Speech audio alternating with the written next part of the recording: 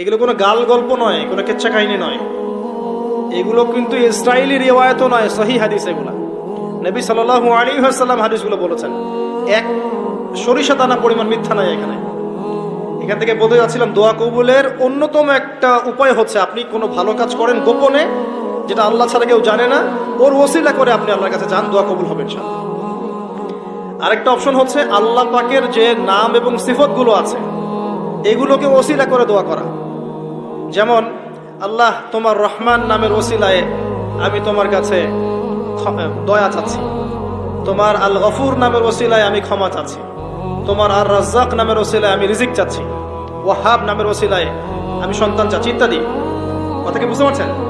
যে নামের সাথে যে বিষয়টা যায় এটা ওসিলা করে আপনি দোয়া করলে ইনশাআল্লাহ তাআলা আপনি আপনার ফলাফল পাবেন। আর একটা সবচেয়ে বড় অস্ত্র শিখিয়ে দিচ্ছি, এটা আমি কাউকে শিখাইনি আজ পর্যন্ত, আজকেই প্রথম।